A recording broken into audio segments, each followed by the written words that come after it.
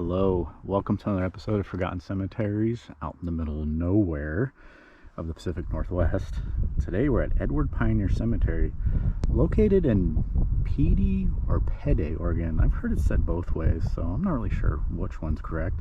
It's at the southernmost part of Polk County, so it took a while to get to from the Portland area. Alternative names to the cemetery are Pedee and Rittner, so let's go meet some local residents and hear their story. All right, a little history of this really quiet cemetery. It's established in 1859 with 25 to 100 burials per the Oregon Burial Site Guide. Find a grave has shown 59 memorials, so still a small and quiet one out in the middle of nowhere. It is across the road from Wimple Cemetery, so similar to one of our visits at Pike Cemetery and North Yamhill Cemetery, right across the road from each other. It is located on the Joseph Edwards donation land claim. The town of Pedee, a little confusing right up on the origins of its name, but my little guide says Pedee owes its name to Colonial Cornelius Gillum, who came to Oregon in 1844. He was killed in 1848. He was the first settler in Pedee from my readings. Looks like he fought in the Cayuse Indian War, but he didn't die in the war. I guess on his way back from the war, he was at camp and tried to pull a rifle out of his wagon. Problem was, there was a string caught around the trigger, and when he pulled, boom, rifle went off, killing him instantly. Practice gun safety all. Anyways, he and his family members named Pedee Creek, a tribute to a local river from my readings.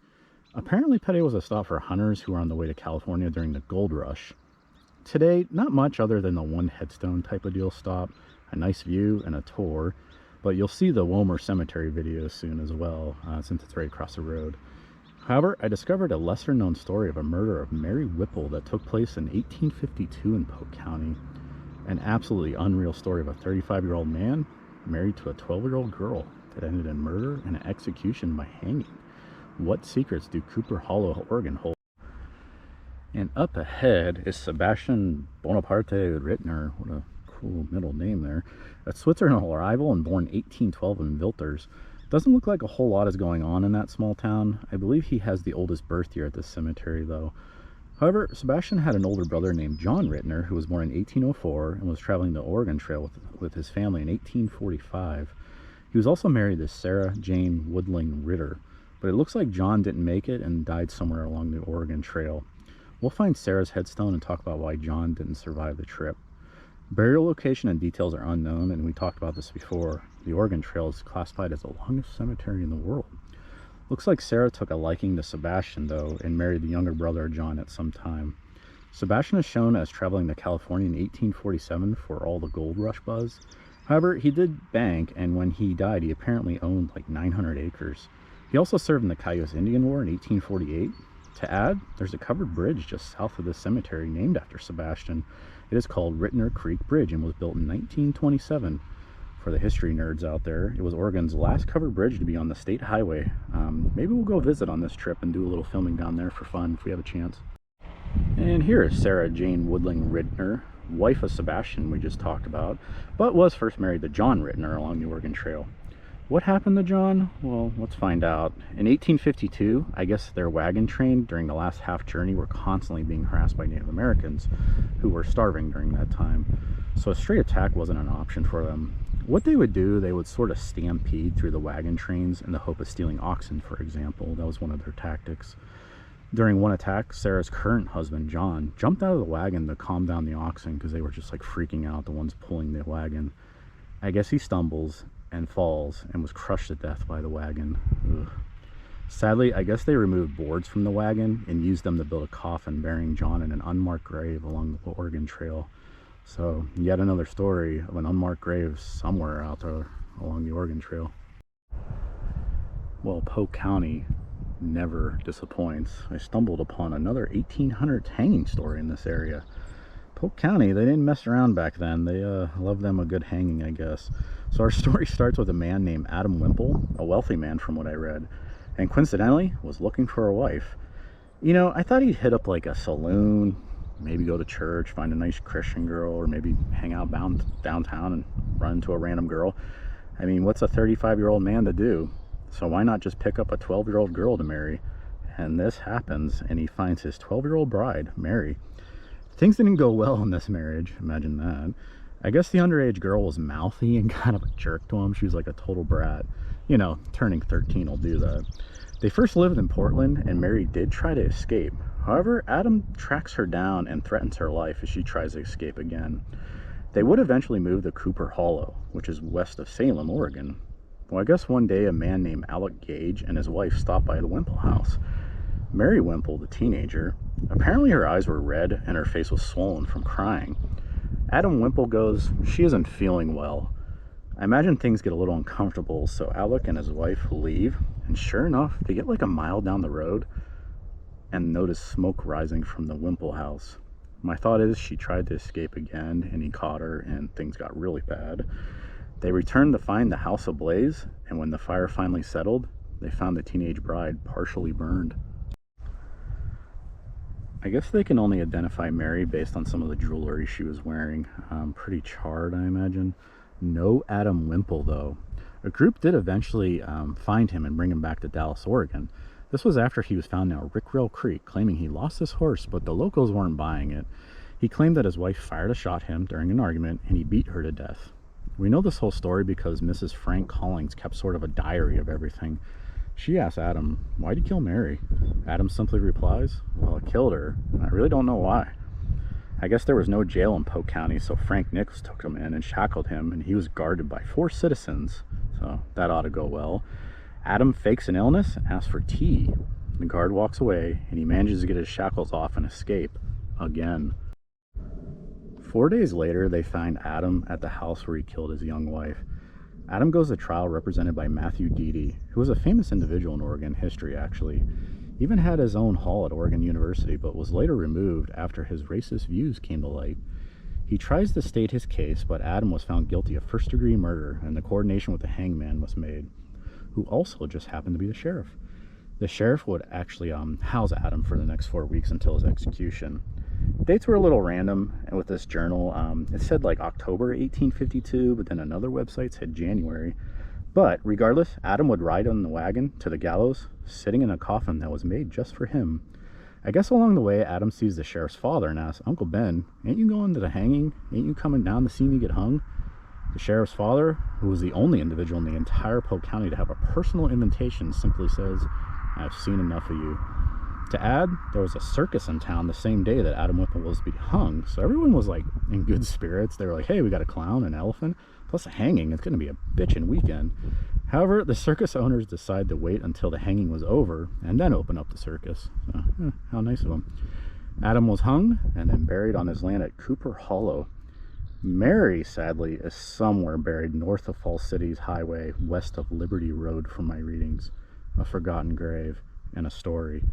Plus a very unfair and tragic ending to a very short life.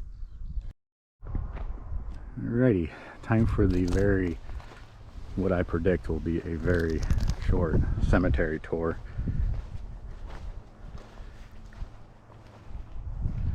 I did enjoy the sign, old school. And like I said, a small one. Oh, what was it? 59 burials per finding grave? Something along those lines. Really good shape, well taken care of, very much in the middle of nowhere. 21 years old. Oh man, what happened to them? That's young.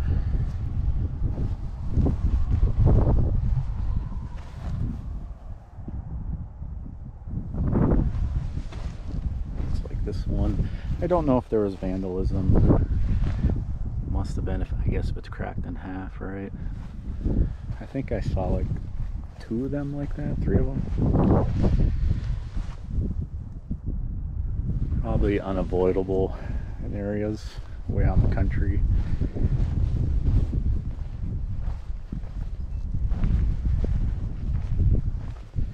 Let's see this one. Looks like it was upright at one time and then got cemented into the ground.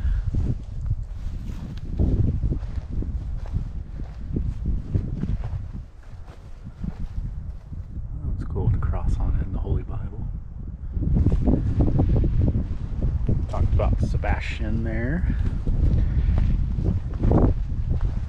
And Sarah had a really cool write-up on there. I'll leave the camera there for a little bit for you to read.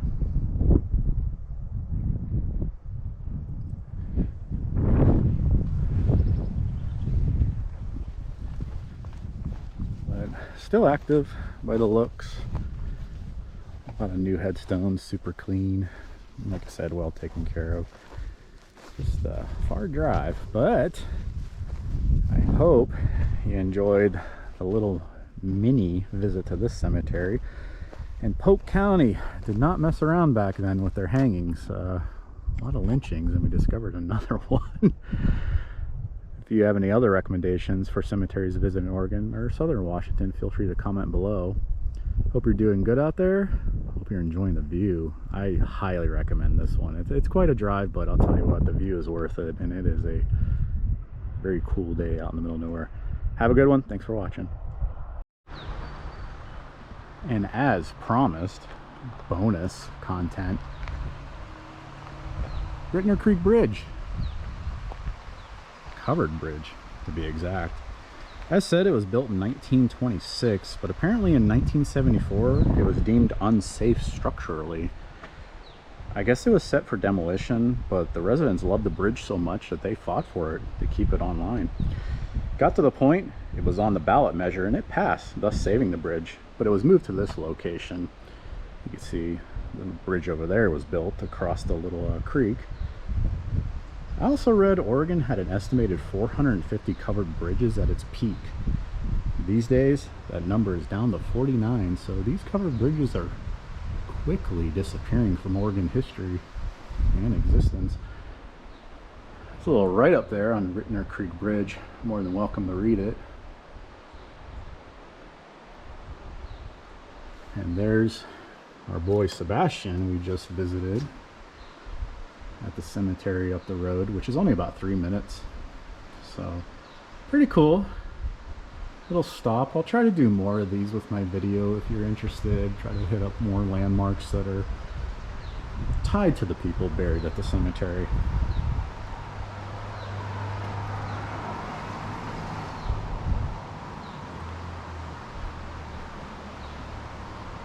Wow, check that out.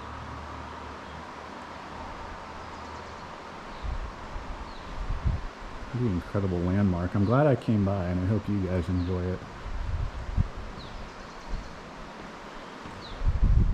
Go down by the water, take a little stroll.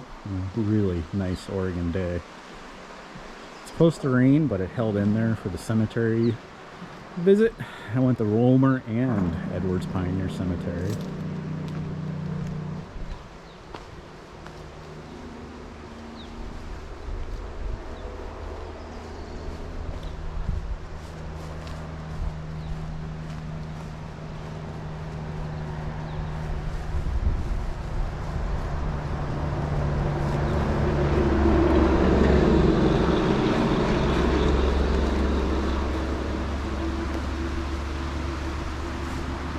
Parking area over there, and there is a porta potty if you need to do your business.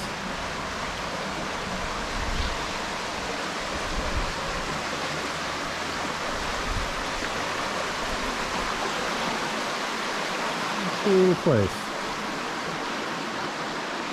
The Rittner Covered Bridge. Hope you enjoyed it. Thanks for watching, and you have a good one and stay safe.